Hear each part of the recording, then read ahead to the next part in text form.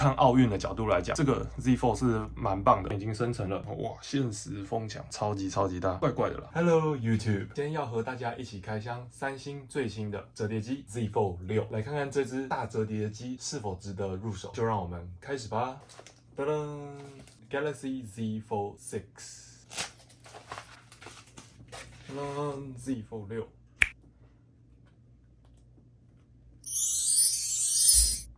首先，我们来看看 Galaxy Z Fold 6的硬体规格。那这边是它这次附上的配件 Type C 到 Type C 的充电线，还有 Samsung 的 Type C 充电头。这是 Z Fold 6采用了高通 Snapdragon 8 Gen 3的处理器，12GB 的 RAM， 在容量上有 256G、512G 和 1TB。看一下它的价格，12G 加256、59888、63888和70888。主萤幕是 7.6 寸的动态 AMOLED 2X， 120Hz 的可变刷新率。这次的亮度又有更大的提升，看起来非常的亮。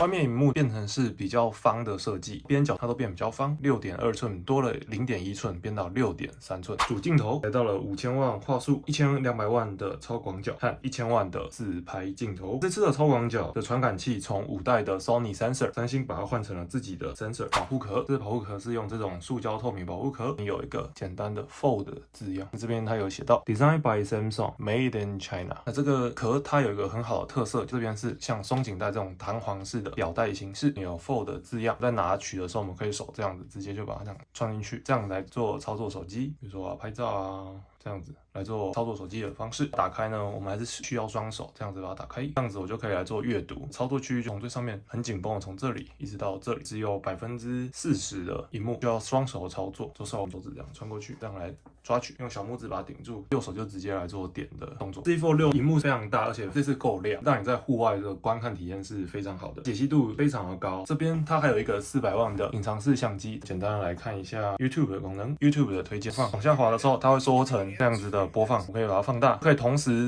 在看影片，那我可以自由的这样缩放大小，这样滑动可以让它上去，可以再大一点，横向也是可以的，像是这样。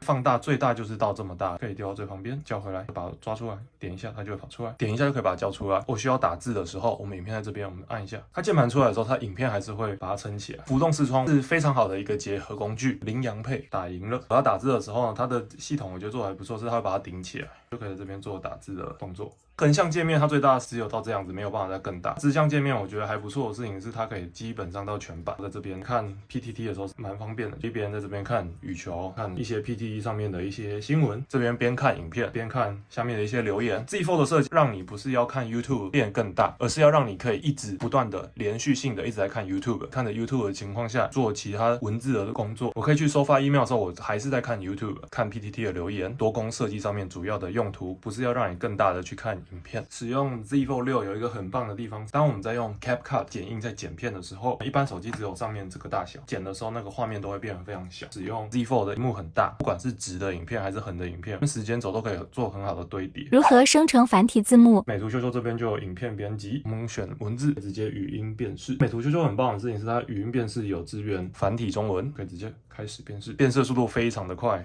已经生成了，简单的去把字幕去做样式，把它变红色、对齐、描边，很简单就可以配繁体字幕出来。AI 录音转文字。AI 帮我们分析完了，这个中文不是繁体中文，翻译出来全部都是粤语的翻译，这不是我们要的。再重新转换成文字，只能选中国，把它转换成文字。速度看到这边是简体中文，这台手机没有繁体中文，非常可惜。点完的时候，时间轴就会跟着跑，每一个文字它都是有跟上时间点的，抓取的是还蛮准的。繁体会议记录。我们想办法说这些文字我要怎么样把它变成是繁体中文，我找到一个方法，编辑这一行很直觉就想说就直接翻译，还是没有繁体中文翻过去，还是会变成是粤语。这边有一个方法，内建有一个键盘叫做 Microsoft Swift Key 的键盘， Swift Key 的翻译可以翻译成繁体中文，你就要逐行的不断的做这件事情。存起来以后呢，就是一行一行你翻译过的，从简体中文翻成繁体中文的就已经做完了，手动翻译完，时间戳记是没有不见的。一键翻译繁体。笔记上面有很多的繁体中文，这是怎么做的呢？做法是我先把它插入进来，会有一堆的简体中文的文字，刚刚那个只能逐行的一条一条选，但是我如果把它变成是纯文字的话，我就可以一次选很多文字，全部选起来，全选，按 Swift Key 全部翻译成繁体中文，全部就变成繁体中文。目前只有这个方法可以做到。辨识语者。它可以分辨不同的语者，同时也可以编辑。这个是我妹讲的话，叫做 Tanya。单行的话只有这段文本，会把全部的标签全部重新命名，所有的语者都变成是 Tanya。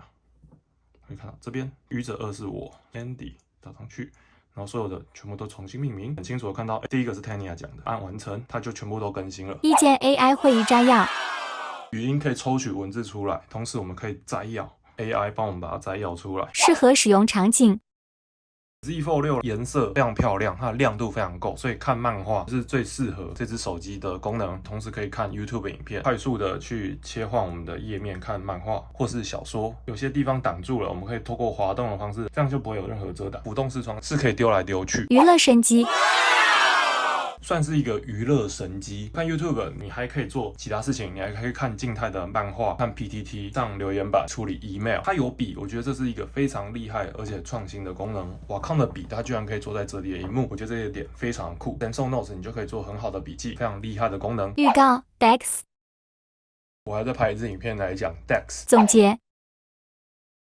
简单的总结一下我对于 Z Fold 6一些心得。以 Z Fold 来说，第一代出来的时候，我觉得是一个算是半成品的，因为它的样子蛮窄，不是很成熟。Z Fold 2蛮喜欢的。Z Fold 3使用3星的晶片会有发热问题，非常不 OK， 不值得考虑。Z Fold 4其实慢慢就品质稳定下来了，而且也有加入笔，而且笔是小支的。Z Fold 4是非常棒的一代。Z Fold 5没有什么新意啊，而 Z Fold 6变得更防震了，加入 AI 功能。AI 版的 Z Fold 5功能也只有画图可以生成。Z Fold 定位非常的奇怪，我今天都已经花6万块到7万块的价格，不应该要有任何的妥协。镜头为什么我需要妥协？外萤幕为什么我不能像一般直板机一样的大小？当我今天在外面走来走去的时候，我应该不能输这个大小吧？当然理解说设计给单手握持和单手去做操作。我在外面我2只手我不方便的情况下，为什么我不能跟一般直板机有一样大的萤幕，而我要限缩在这个小萤幕上面？很多时候我没有办法拿着它打开来看很多的资料，我就只有这个萤幕，但我又想看 YouTube 的情况下，我就会这样子拿，这样子来看 YouTube。OK， 我旁边看不到边线，我们这边分数，我只要一打开这边的分数比例不是符合影视的比例，就会踩到很多不应该踩的地方。打开这样吃它的边的画面，看奥运的角度来讲，这个 Z Fold 是蛮棒的。奥运这边切掉，文字切掉，只剩下一点点的分数的计分板。看奥运的角度来讲，这个裁切是没有什么太大的问题。我们要看宝洁今天说了什么 F35和俄罗斯，我们一般是这样子，这个裁切它都是为了 iPhone 的设计。iPhone 的话，它刚好会裁到下面这边的东森新闻这边，实际上看到中间这一条是 OK 的。但是我们如果用内萤幕，我们看到 YouTube 不会更大，而且我们裁掉一些文字，有些画面它不在正中间的情况下，它就很容易会有被裁掉的状况。Instagram 体验，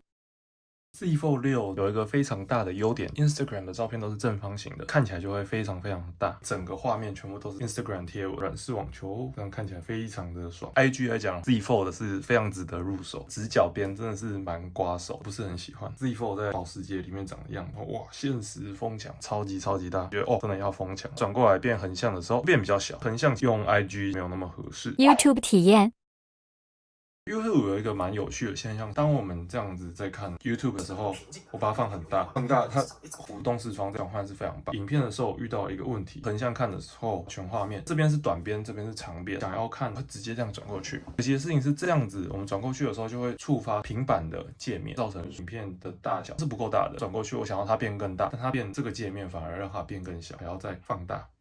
逻辑是有点奇怪，因为我想要更大，我最后才转成长边给我这边的推荐。但我现在是想要看更大的 YouTube 的影片，这就会造成体验上的一种割裂。看影片的时候，我同时又想要看留言，看的时候其实跟一般手机的宽度其实窄不少，高度也够，转换过来这样子。这个时候呢，我在看影片在上面，下面这样在看留言的时候，上下滑动，这个高度不太够，阅读的体验非常差，因为它这边又比较长，这个宽度，所以我阅读的时候滑动的时候，你看到的一次只能看到3条4条，其实是很少，你要做很多次的滑动。看文字，我要看到这边尾巴再跳过来，体验我觉得说是怪怪的啦，蛮奇怪。这样子我可以看，但是看影片的效果又变比较小。YouTube Shorts 体验，看一下 YouTube Shorts 的体验大概是怎么样。看 YouTube Shorts 是整个影片完整的呈现出来，它有遮挡，但是我看留言的时候没有运用到它侧边的黑白空间，影片就会变非常小。转过来也是一样的问题，整个 Shorts 的体验是非常差，画面变好小，不能同时看影片。TikTok 就比较不会有这个问题。 TikTok 体验， TikTok 就是直的，而且它整个画面连下面的界面都可以看到。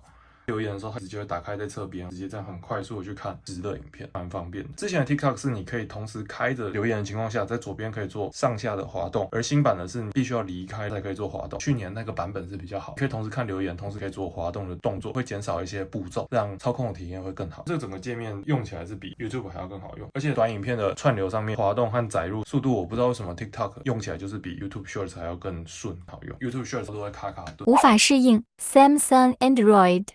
但是我还是没有办法适应 Android 或是 Samsung 的 OLED 的色彩，都会有一些色彩断层，看起来鲜艳程度过高，不够自然。感谢收看。订阅、按赞、分享，啾咪。